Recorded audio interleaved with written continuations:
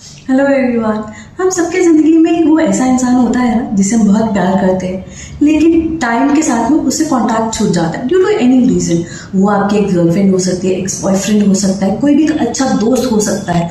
कई बार तो हमारे माता पिता से भी बात छूट जाती है, भाई बहनों से छूट जाती है, कोई रिश्तेदारों से छूट जाती है, लेकिन वो प्यार नहीं छूटता। कहीं ना कहीं दिल में वो कसक रह जाती है कि वो हमारे बारे में सोचते हैं। वो सोचते तो क्या सोचते हैं, क्या वापस से उनसे बात हो पाएगी?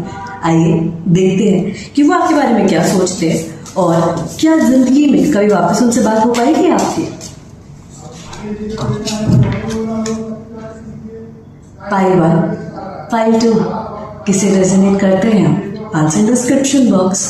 वैसे अगर आप मेरी रीडिंग से रेजोनेट कर रहे हैं, कहीं ना कहीं आपकी ज़िंदगी में मिल रही है, तो प्लीज़ हमें लाइक करें और सब्सक्राइब भी करें।